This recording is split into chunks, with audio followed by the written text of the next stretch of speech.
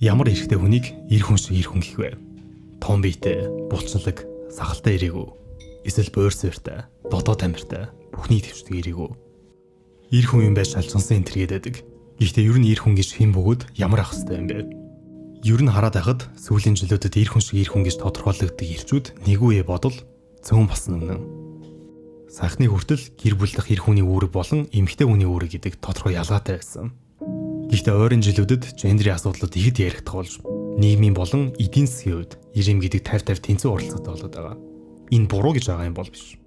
Хамгийн гол нь sexuality буюу бие биедээ татагдахын соронз нь суларч байгаа юм. Хүн гэдэг байгалийн амьтны хувьд бие биенийхээ хүүсний ялгаатай байдлаар татагдаж, ингэснээр хамгийн гол нь харилцаа урт удаан үргэлжлэх боломжтой болдог.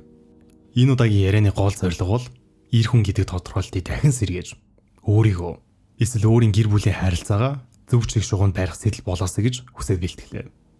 Гол барьж авсан ном бол Дэвид Эйда зохиогч 1997 онд бичсэн The Way of the Superior Man буюу Альфа эр болох замнал. Эрэгтэй хүн гэр бүлд ямар оролцоотой байх ёстой вэ? Эрэгтэй хүн амьдралдаа юу ч чухалчлах ёстой вэ? Иршүү зан чанар гэж юу болохыг, эмэгтэйлэг зан чанар гэж юу болохыг, энэ хоёр бие биетэйгээ хэрхэн таталзаж ямар харилцаатай байх ёстой гэд эр хүний ухамсарлах ёстой маш олон сэдвийг хамруулсан бөгөөд эр хүн таныг заавал дуустал нь үзээсэй гэж хүсэж байна. Эмэгтэйчүүдийн хувьд ч тэр өөрийн эрийг ойлгох, өөрийн эрийг хурцлах гэд заавал мэдэх ёстой зүйлсүүдийг ярих болохоор өөрийн харилцаанд хэрэгжүүлээсэй гэж хэлмээр байна. Сэдв нь өөрөө нэлээд хүчтэй учраас та санал нийлэх, эсвэл үл нийлж магадгүй. Тийм болохоор өөрийн сэтгэлдээ бас комментэр үлдээгээрэй. За гол сэдвтэ орохоос өмнө энэ удаагийн дугаарыг M-Book-ийн тусламжтайгаар та бүхэнд хүргэж байна. M-Book маань аудио номтой, номын хураангуйтай, төвжирэл дунд, эсвэл алхангаа, эсвэл дасал хөдөлгөөн ингээ, эсвэл ажил хийнгээ ашиглахад хамгийн тохиромжтой ап гэдгийг та бүхэн мэдэх байх. Тэгвэл M-Book маань шинээр subscription үйлчлэгийг нэвтрүүлсэн байгаа. Энэ үйлчлэгийн сан дотроо 250 ба түүнээс дээш хураангуй, 100 ба түүнээс дээш бүтэн номнуудыг хүссэн цагтаа, хүссэн газраас хязгааргүй уншиж сонсох боломжтой юм байна. Дээрээс нь сар бүр нэмэгдэх 1 кредитээр хүн бүрийн заавал уншиж өөрийгөө хөгжүүлэхэд туслах олон номнуудаас тус кредитээ ашиглан сонсорой. Үнэн хүн бүрт боломжийн бөгөөд дэлгүүрт зарагддаг дундаж нэг номын үнээс хамаагүй хямд. Бас дэлхийн аль ч оронд ажиллаж амьдарч байгаа монголчуудаа төлбөр төлөөд ажиллах бүх шийдлүүдийг бүрэн холбосон маш таатай. Та бүхэн M-Book-тэй зүг өөрийгөө хөгжүүлээрэй. Дэлхийн хаанаас ч M-Book-тэй хамт ингээд үргэлжлүүлье. Masculine буюу эршүүд зан чанар, feminine буюу эмэгтэйлэг зан чанар гэсэн маш ерхий хоёр зан чанар байдаг. Энэ эрэгтэй хүн болгон 100% эршүүд, эсвэл эмэгтэй хүн болгон 100% эмэгтэйлэг гэсэн үг бол биш. Аль аль хүснэ хоёр зан чанар хосолсон байдаг бөгөөд бүгд хоорондоо харилцаа адилгүй. Бидний мэдгээр эмэгтэйлэг эрэгтэй байдаг бол эршүүд эмэгтэйч байдаг. Гэхдээ яриагаа илүү энгийн бөгөөд ойлгомжтой болох үүднээс миний дурдах эрэгтэй бол эршүүд зан чанар давмгайлсан эрэгтэй бөгөөд харин эмэгтэй бол эмэгтэйлэг зан чанар давмгайлсан эмэгтэйгээ тойлохорой. За ирэмийн ялгаа тодорхойлсон маш сонирхолтой тодорхойлолт энэ ном дээр бичигдсэн байдаг.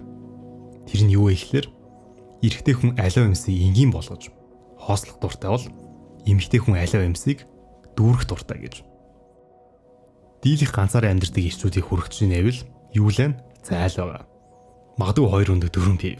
Тэгээд хоосон зай. Хэрэг эмэгтэй хүний гэрч очилвол тэнд ямар ч хоосоо орон зай гэж байхгүй. 4 хаан дээр заавал ямар нэгэн зүйлс үлгөөстэй. Хувцсны шүүгээ дүүрэн хувцснууд. Булан тоход заавал ямар нэгэн тавилга байна. Ширээн дээр дүүрий тогтчл байх нь бас ойлгомжтой. Олон жил амьдарсан ихнэр нөхрүүдийг харуул ихнэр нь гэртээ юм авч нөхөр нь гэрээс юм гаргадаг. Эрэгтэй хүн гэдэг ямар ч зүйл айсан энгийн болгож, хоослож, цэг тавих хүсэлтэй байдаг. Түн дээр эмэгтэй хүн очиод юм ярьлаа гэж бодъё л доо. Ойрд нэг иймэрхүү байна, ойрд ингээд байна, тэгээд байна, энэ намайг тэгсэн, тэр намайг ингэсэн, надад хэцүү байна, ажил хэцүү байна, дарга ядаргаатай байна, токсик байна, ядарч байна, бла бла. Нийтлэг эрэгтэй хүн ганц л үг хэлнэ. Өө тэгүүлгээд ажлаасаа гарчихгүй дүү. Цэг. Тэ. Эсвэл ёо чи надад цаг гарахгүй байна, ажлаа нэг тавиад байна, би ойроор хуулцмаар байна, чад төвчээр энэ чи наваа тоохгүй байна, чи юу надад хайртай юм уу?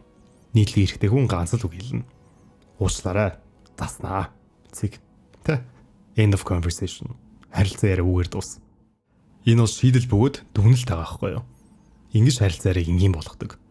Гэтэ эмэгтэй хүн бол дүгнэлт хүсдэггүй. Эмэгтэй хүн энэ харилцаа ярианаас юу хүсэж байгаа юм бэ гэвэл өөрийн сэтгэлээ бүрэн дүрэн байлгахыг л хүсдэг. Тэр харилцаа ярианаас шийдлээ биш. Харилцаа яриа өөрийг нь хүсдэг. Хоёр биений оршихуйг сэтгэл хөдлөлөөр дүүрхийг хүсдэг. Тэгвэл яах юм биш. ямар байгаа юм гэдэг нь чухал гэсэн үг. Иймээс эмэгтэй хүн танаас сэтгэл хөдлөлийг хүсдэг. Эмэгтэй хүн таны тэр сэтгэл хөдлөлтөд амьд оршуу хэрэгтэй. Тэгжээж эмэгтэй хүн өөрийгөө дүүргэдэг. Адагтаа тэдний хувьд таны хоосон төлөөс илүү уур уцаарын төлөв нь хамаагүй дээр. Тийм ч учраас эмэгтэй хүн хамгийн токсик хүнийг сонгох нь илбэг байдаг бөгөөд тэднээсээ салж чаддаггүй. Учир нь гэвэл тэнд муучаасаа хамаагүй сэтгэл хөдлөл байгаа болохоор. Эсвэргээр эрэгтэй хүн энгийн байдлыг илүү үздэг учраас токсик эмэгтэйтэй уулзрал ядраад торхноо болдог.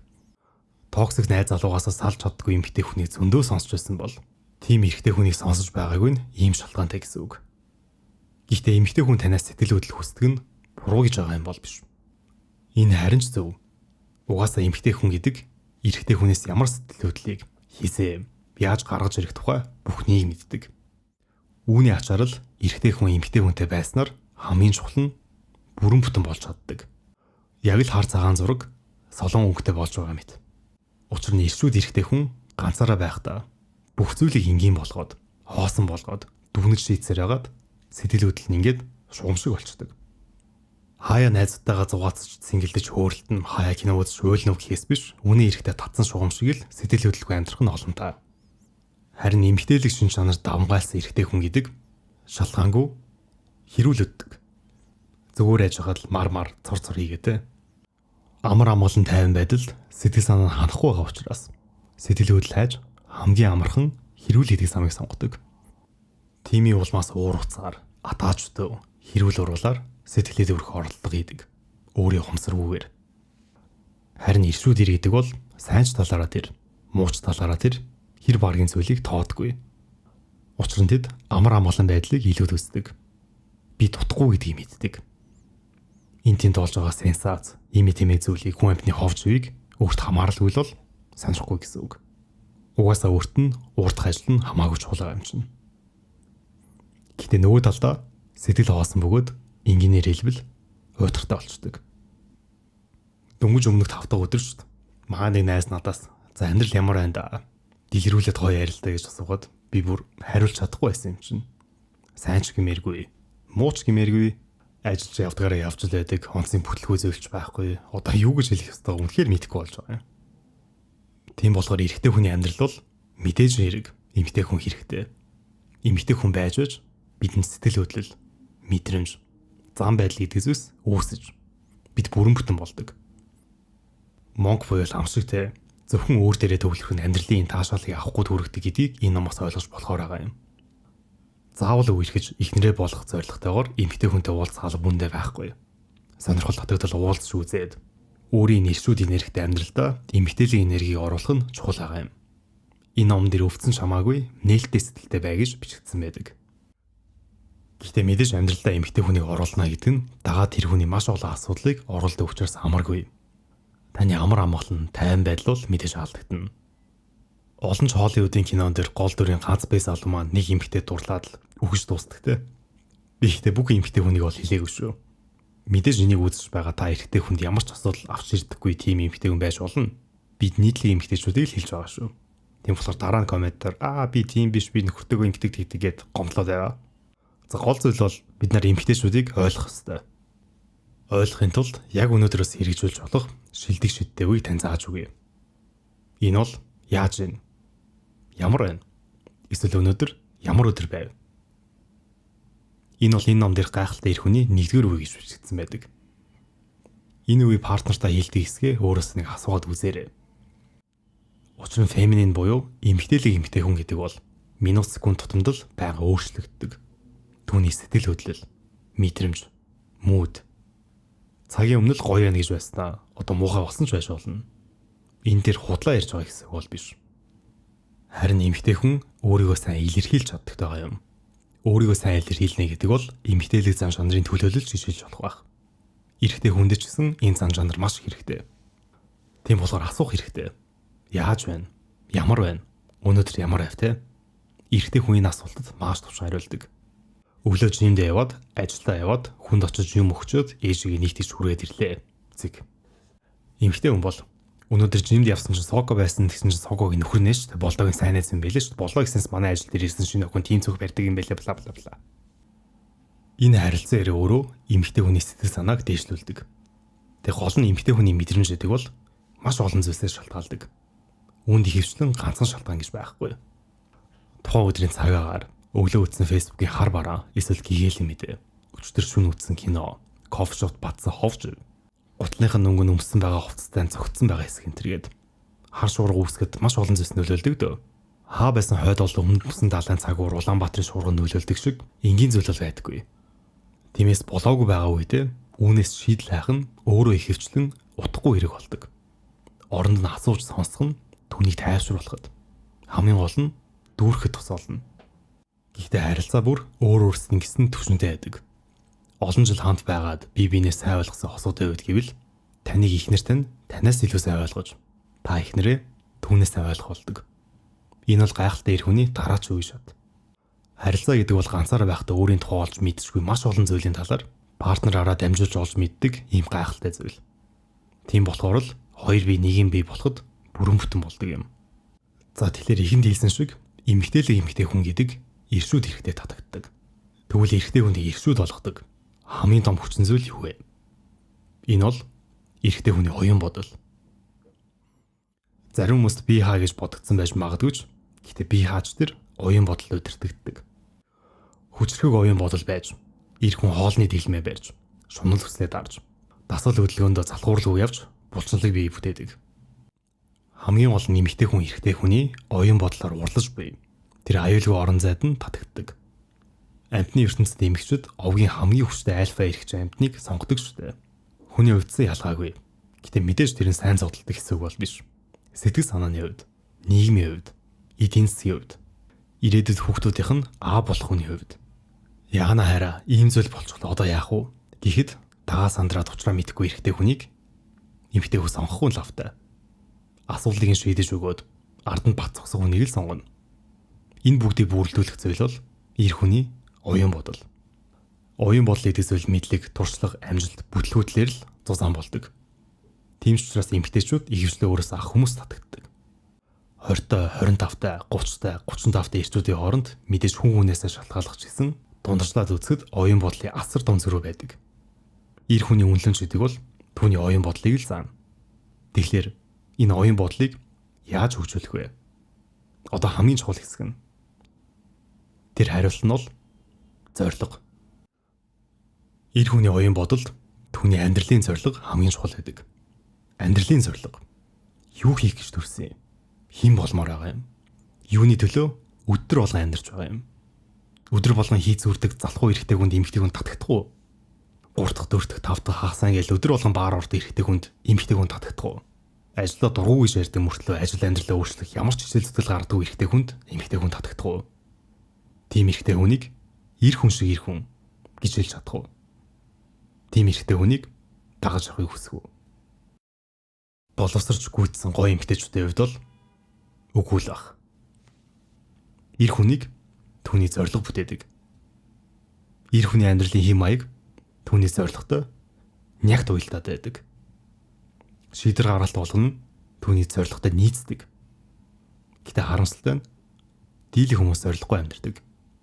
10 хүн тутмын 9 зорилгогүй гэж хэлсэн ч болно. Тэгэхээр залуу минь зорилгоо ол. Тэгээ зорилготой амьдр. Хэрвээ зорилгогүй амьдарч байгаа бол таны хамгийн том зорилго бол зорилгоо олох гэсэн зорилго байх хэвээр. Үгүй миний сонирхлыг татдаг зүйл гэж байхгүй, би айгүй ингийн би авьяасгүй, би бусаас ялгаагүй, би ядуу айлах, би бусаас дутмааргүй л амьдрмаар, би мөрөөдлгүй, би зүгээр л хөвтмээрэн, би залхуу бла бла бла. Хэрвээ тийм шалтгаанууд толгоонд ч бодогдож байгаа бол энэ бичлэгийг үзгээ бойл. Уцаа хонтраа. Өөрийгөө тусгаарл. Тэгээ бод. 3 хоног бодоход зорилго чинь гарч ирж л таарна. Ингэж хэлж байгаад уучлаарай. Гэтэ зорилгоо олох хичээл зүтгэл гаргадаггүй ирчүүд дүүрэн байгаа. Зүгээр л энтэнд ингээл өөрийн цаг зав дүүргээл хүмүүс татаархаал нэг жилийн мурдаа тавьчихаал өөрсдөө хэд хангалтсан зурдын найзтай ховж базаад аав ээжийг харж амьдрал жижиг юм хийхгүй би зүгээр томол юм хийн гээл хийсгүүрээд өөрийгөө өөрчлөх хэвээр энэ байдлаараа байж болохгүй гэдэг мэддэг мөртлөө димийн утас малтаад хийсэн бүтээсэн юмч байхгүй байж дор амьдралаа босгох гэд хар бор ажил хийж байгаа залуусыг дорд үзээл хаана хэрүүл уруул байна тэр болон тохшууд үрэл. Одоо болил доо. Ир хүн болол доо. Хаан допамин байна гэд. Тэр допамины араас явсаар байгаад яг юунд хүрэх юм бэ? Урдаа зориг тавиад багаас нээж бүтээлтэй. Ганцхан амьдрын шүү дээ. Тэгэл бүхий шүү дээ. Ямар ч харамсал, хараасалгүй амьдрий л да. Тэм болохоор сайн бод. Битгий сатаар. Бодоод олсон зорилготой хүрэхийн тулд өдөр болгон нэг цаг сууж эсвэл хөдлөх хэрэгтэй. Магадгүй яг одоо танд өөрийн амьдрал чинь зорилгоос ч илүү яаралтай шийдэх асуудал байж болно. Тийм бол нэг цаг биш юм аа гэхэд ядаж 10 минут зарцуулах хичээгээрэй. Зорилго эр хүнийг бүтээдэг гэдгийг бити мартаарай. Тэгээд уг номын 2 дугаар бүлэгтэр ингэж бичигдсэн байдаг. Амьдрал төгс нөхцөл бүртгийг хүлээхээ бойл гэж. Хэрвээ А болвол Б хийн. Биш байхгүй юу? Ямар ч байсан Б хийн байх ёстой. Бид нар нөхцөлгүйгээр амьдрах ёстой. Таны хамгийн том дайсан бол та өөрөөгээд нэг алдартай байдаг шүү дээ. Энэ ямар утгатай юм бэ гэхээр өөр хинч биш. Хүн өөртөө зүсэн шидийн хориг, заалт, нөхцөл, болцол тавьчихдаг байхгүй юу? Толон дотор аль үжи амны уншлага болсон баян болохоор гэдэг үг. Баян болохоор дэлхийр аялна гэж олон хүмүүс боддог. Гэтэл 60 улсаар гэр бүлэрээ аялсан төвшөөс аягээд тосыг та бүхэн санаж байгаа. Подкастаар оруулжсан. Тэр хүмүүс өөрсдөө ямар ч нөхцөл тавилгүй аялахын тулд Австрали явж ажил хийж мөнгө цуглуулад бүтээсэн байгаа байхгүй юу? Ажил жигдэрхээр ийм юм сурна, тийм юм сурна гэж бас хүмүүс хэлдэг. Гэхдээ ажил гэдэг зүйл ер нь жигдэрдэг шүү дээ, тийм биз дээ. Эсвэл би нэг л өдөр гоё амьдрахын тулд одоо төвчж ажиллах хэрэгтэй. Эсвэл найз бүсгүй ихнэр маань хизээ нэг өдөр намайг ойлгодог болох байх. Эсвэл хүүхдүүд маань том болоод биеэ даахаар хийх хүссэн зүйлээ хийнэ гэдэг ч юм уу. Ингээд өөртөө нөхцөл заачдаг. Гэхдээ юу нэ юм бэ гэвэл биднийг амьд яваасагт асуудал бол дуусахгүй. Араараас ирнэ. Хизээ нэг өдөр гэдэг зүйлээ одоо хийж эхлэхгүй бол өдөр хоног өнгөрөх тусам улам хоол болно. Тийм болохоор өөртөө нөхцөл заагаа болий. Төгс нөхцөл бүрдэнэ гэж амьдрал дээр бол байдаггүй. Эмэгтэйчүүдийн хувьд бол цагаан морьтой ханхуу хүлээх биш. Өөрөө тэр цагаан морийг чирч авчих хэрэгтэй байхгүй юу?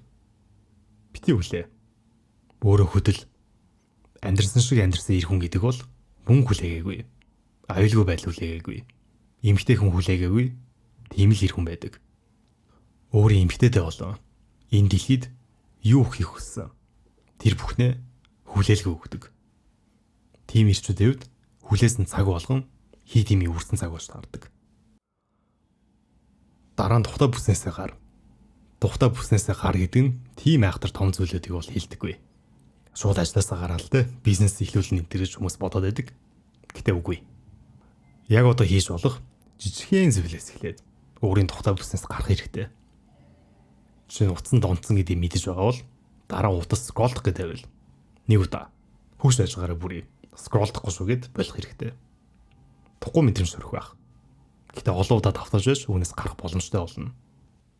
Эсвэл магадгүй яг одоо хийж эхлэх гэж байгаа юм бол зэгсүүх байж болно шүү дээ. Дийлэх хүмүүс энэ бичлэгийг сунгаа үсэж байгаа. Тийм болохоор энэ бичлэг ядаж дуустал зэгсүүгаад үзье те. Хооллолт. Хоол идэхдээ сайн заажилгээд өмнөх дугаар дээр цэрэн тогтох юм шилсэн. Тийм болохоор дараачийн хоол дээр ухамсартайгаар хөвшүүлээд үзье. Өөрчлөлт идэг заавал огцон байх шаардлага бол байхгүй. Баг л өөрчлөх хэрэгтэй. Дараагийн бүлэгтэр бол энэ тухай гардаг. Аав ч байхгүй гэж бодож амьдар. Аавын ямар ч дэмжлэг, тусалцаа, артал байхгүй байх гэж бод. Таны арыг ч даах хинч байхгүй. Та өөрөө энэ гэр бүлийн багнана.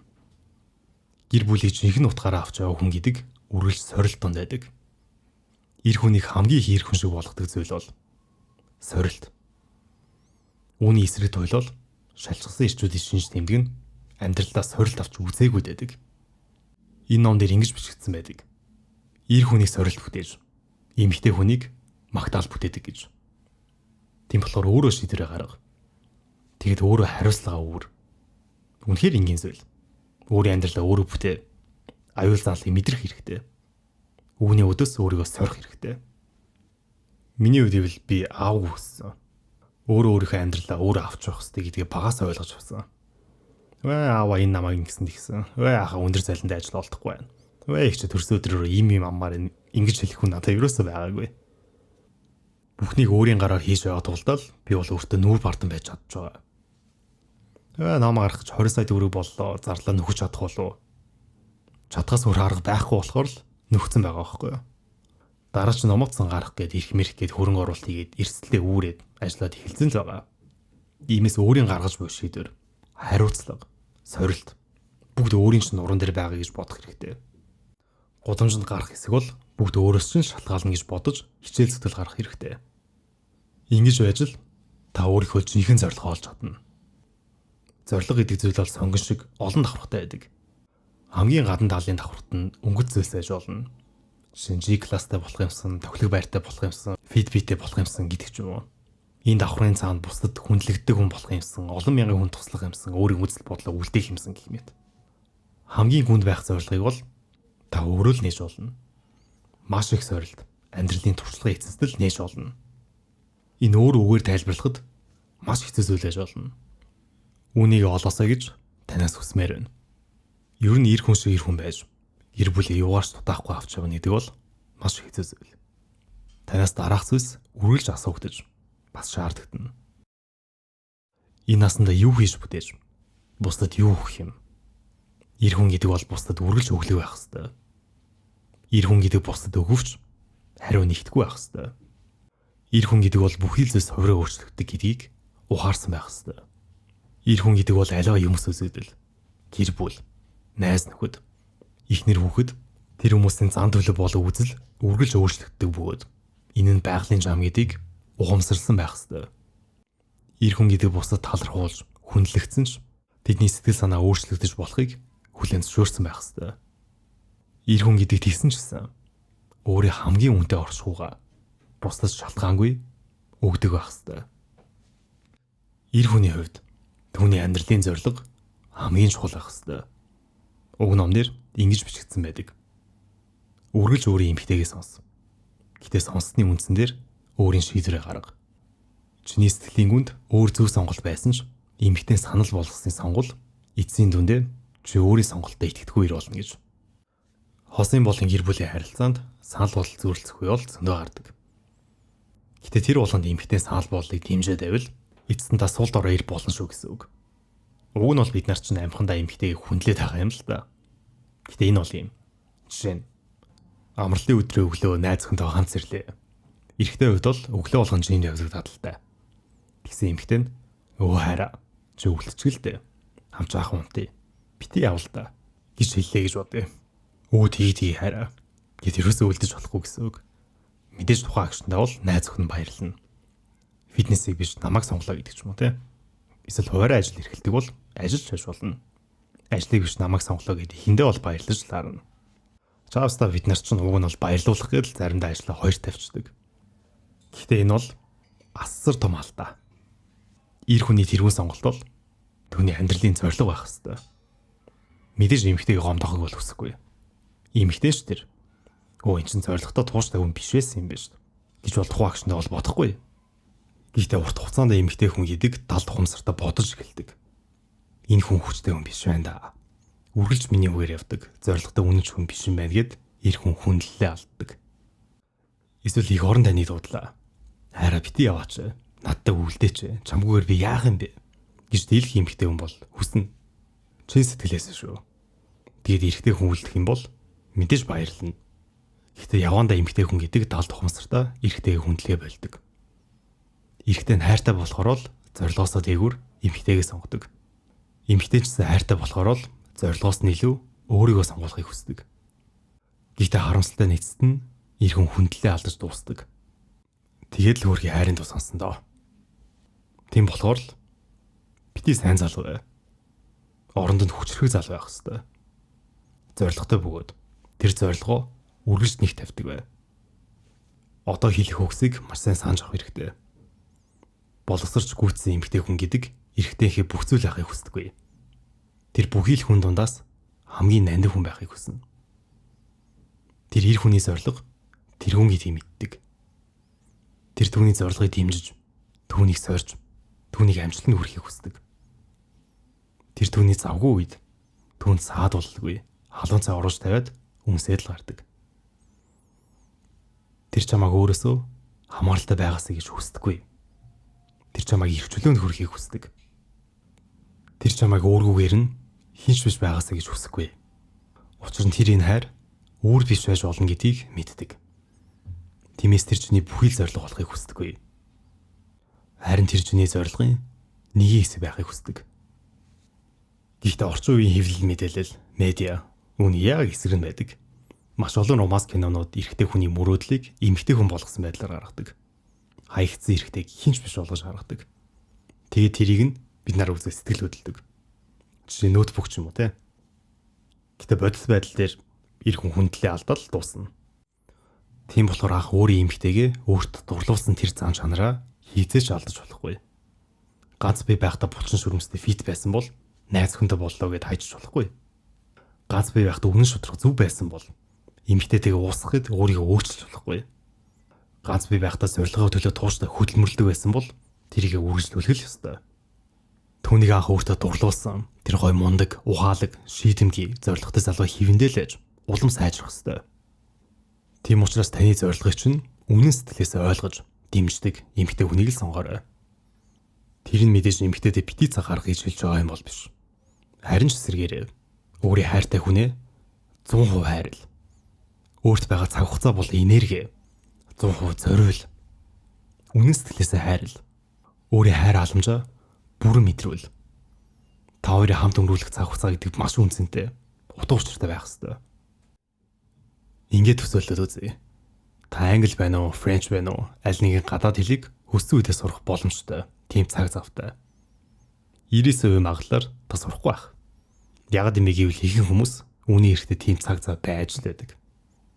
Тэгвэл энэ амьдралд маргаашнаас ердөө 3 сарын хугацаанд л хий сурах боломжтой бөгөөд дахиж хиддэж сурахгүй гэвэл бас урчил таарна. Яг л үнтэй ижил. Өөрийн зорилготоо 100% төвлөр. Өөрийн эмгтэйгээ 100% хайрл. Таны цаг зав чинь тийм үнэтэй байхгүй да. Үнийг л маш сайн ойлгох хэрэгтэй. Санамсартай, бас анзаарахтай бай. Өглөөс ирэхэд чиний ажууд унтж байгаа тэр эмгтэй чиний амьдралыг хичнээн гайхалтай болгож байгааг чанд хэр их үнцэнтэй бөгөөд чиний амьдралд ямар гоё гэрэлхий болж байгааг мэдэр. Оройн зогны ширээн дээрх түүний чамаа гэсэн харц чиний цээжиг чинь дүргэж байгааг хичнээн хэр завгүй төвшөртэй ажилласан ч түүний харц чамайг тайвшруулж өгдгийг зүгээр л маш сайтар мэдэр. Харин эмэгтэйчүүдийн хувьд нас бид гүйцсэн эр хүнийг сонгохдоо тэр юуны төлөө амьдарч ямар зоригтой хүн бөгөөд үүнийхээ төлөө юу хийдгийг л харж хэвээр. Би ингээ сэтгэл арддаг. Энэ төр биш байхгүй уучлаарай. Сэтгэл гэдэг зүйлийг ч хүн яаж худлаа үсгэж болно. Харин үүний оронд би зориг гардаг гэж хэлэх хэвээр. Амьдралаа ямар зоригтой, цааш игээд энэ харилцаанд ямар зоригтой. Зорилгоо хэрхэн чухалчилж үздгийг.